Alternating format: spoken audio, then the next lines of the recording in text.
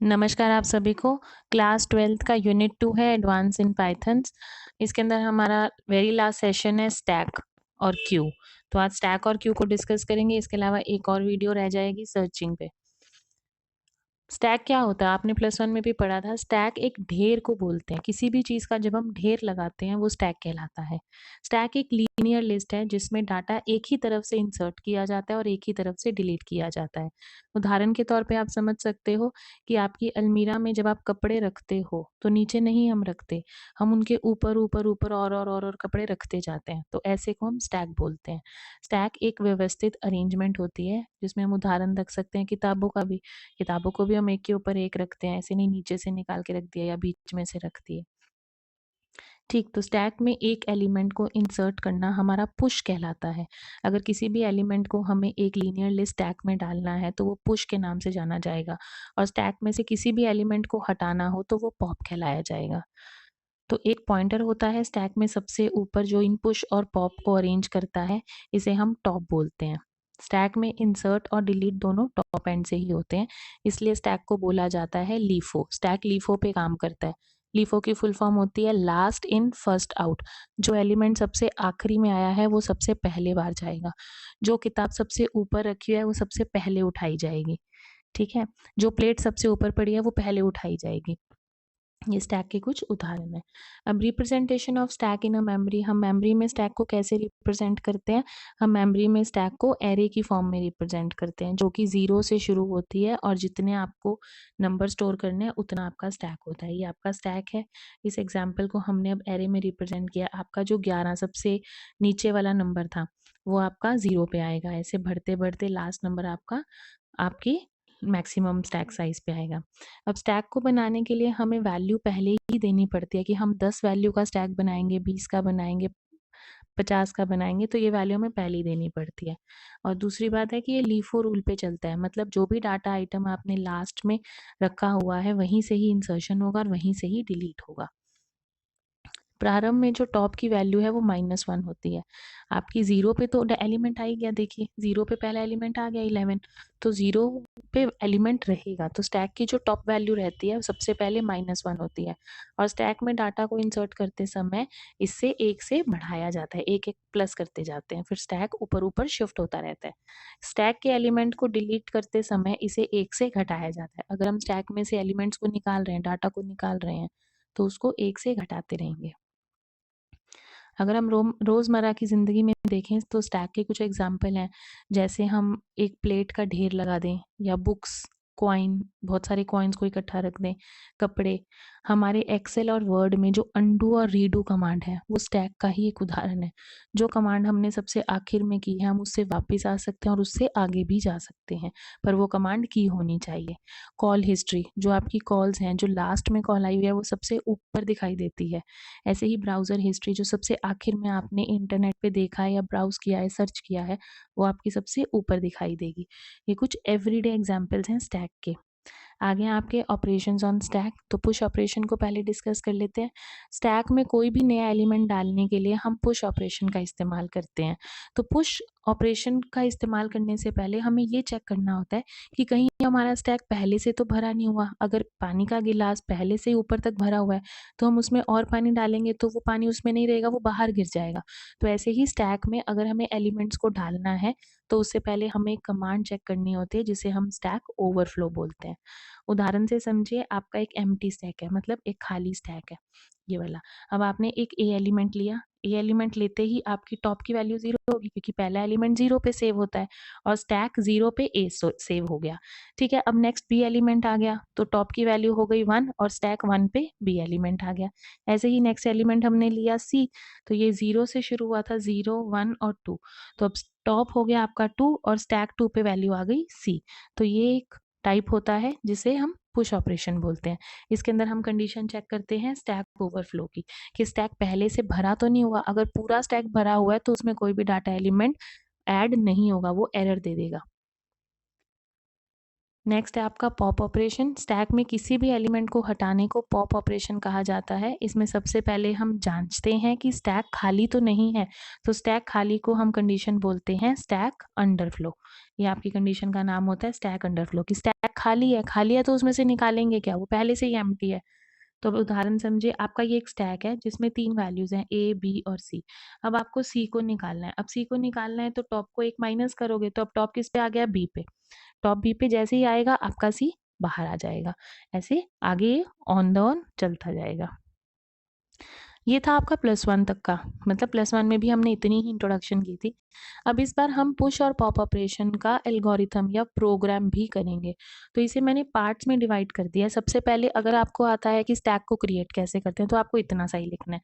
ये जो आपको ये पिंक से दिख रहा है इसके अंदर ये चीज़, ये कमेंट्स हैं। इस कमेंट से आपको पता चलेगा कि ये कोड क्या कर रहा है। ठीक, तो पाइथन में डीईएफ एक फंक्शन होता है आपका। ठीक है, किसी भी फंक्शन को बनाने के लिए आप उससे पहले डीईएफ एक कीवर्ड लगाते हो। ठीक है, जिसे डेफिनेशन बोलते हैं। तो यहाँ पे हमने किया क्रिएट स्टैक, हमारे स्टैक का नाम हमने रखा क्रिएट। हम क्रिएट करें तो हमने नाम भी वही रख दिया। लास्ट में 2 कॉलन आए। अब स्टैक को बराबर किया लिस्ट के। लिस्ट क्या है, एक एरे है। अभी आपको बताया कि स्टैक पूरा का पूरा एरे में रिप्रेजेंट होता है। रिटर्न स्टैक, जो भी हम लिस्ट के थ्रू वैल्यू लेंगे, जो भी इसमें वैल्यू आएगी वो इसमें रिटर्न हो जाएगी। ठीक, अब स्टैक पे काम करने से पहले हम सबसे पहले चेक करेंगे कि वो एम्प्टी तो नहीं है, खाली तो नहीं है। तो डीईएफ लिखा, आपका कीवर्ड इज एम्प्टी स्टैक, ये एक फंक्शन का नाम हो गया। तो रिटर्न करे, क्या रिटर्न करेगा, लेंथ ऑफ स्टैक, कि स्टैक की लेंथ क्या इक्वल्स टू 0 है। एक आपका ऑपरेटर साइन होता है इक्वल्स, एक होता है इक्वल्स टू। इसका मतलब होता है कि आप ए को वैल्यू दे रहे हो 10, मतलब जो 10 वैल्यू है वो ए को बिलोंग करती है।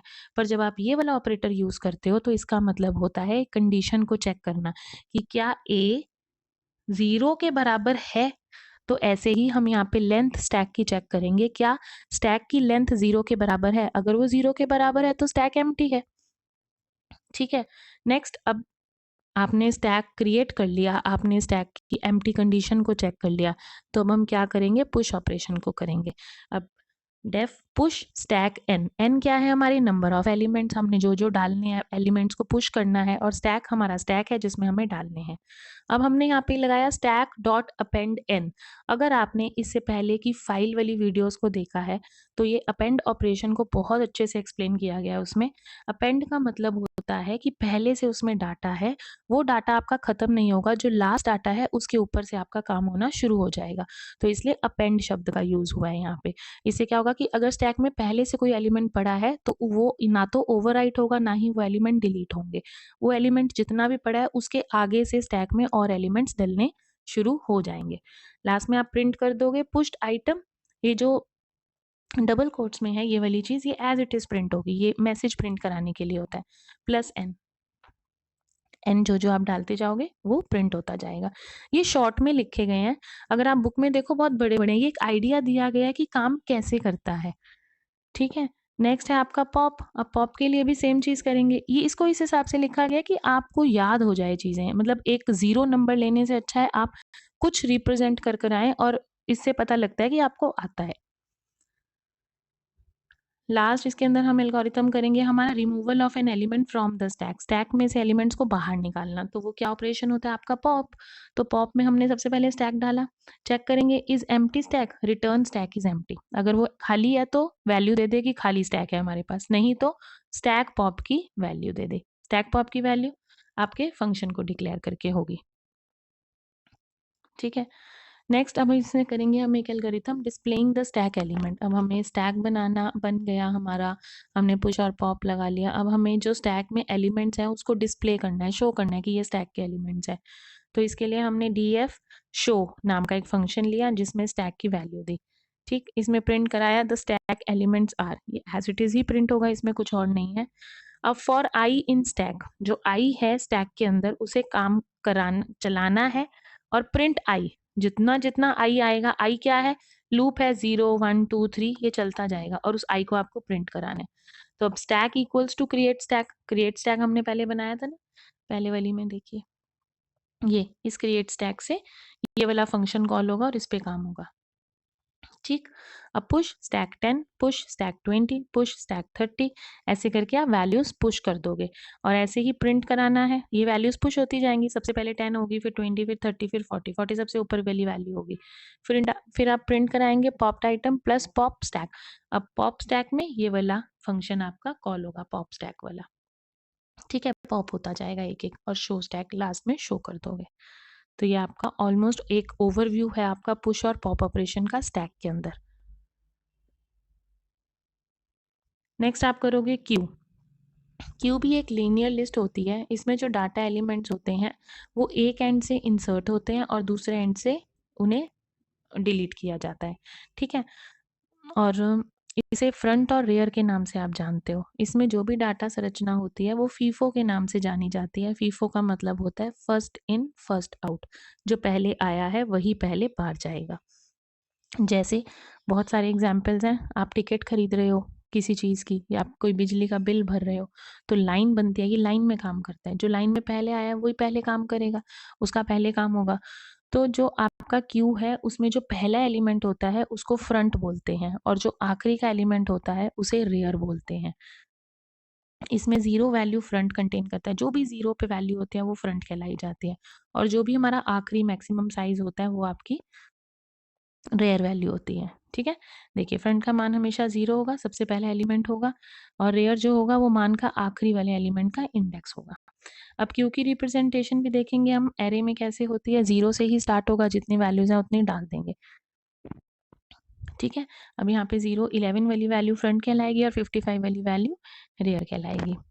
नेक्स्ट है आपका क्यू को बनाने के लिए भी आपको एरे को पहले डिफाइन करना पड़ता है। फीफो रूल पे चलता है। प्रारंभ में जो फ्रंट की वैल्यू है वो 0 होती है और रेयर की वैल्यू लास्ट इंडेक्स की होती है। तो मतलब मैक्सिमम -1। मैक्सिमम -1 क्यों हुआ? क्योंकि 0 से शुरू हो रहा है। 0 से शुरू हो रहा है तो ऑलरेडी एक वैल्यू इसकी कम हो गई। ठीक, एवरीडे एग्जाम्पल देखेंगे तो एक टिकट की लाइन है, एन एक्सकेलेटर्स जो आपकी चलती हुई सीढ़ियाँ होती हैं, उसमें जो पहले खड़ा है वो पहले ऊपर पहुंचेगा। कार की वॉशिंग लाइन है, line of paying electricity bill, ordered items, जो भी आपने आइटम ऑर्डर किया, जो पहले ऑर्डर किया वो पहले आएगा। Customer service, managing traffic, health care, ये आपके कुछ एवरीडे क्यू एग्जाम्पल्स हैं। नेक्स्ट है आपका ऑपरेशंस ऑन क्यू। क्यू के ऊपर हम दो तरह के ऑपरेशन लगाते हैं, इंसर्शन एंड डिलीशन। इंसर्शन को एन क्यू बोला जाता है और डिलीशन को डी क्यू। इनके नाम है, कंफ्यूज होने की जरूरत नहीं है। एन क्यू आपका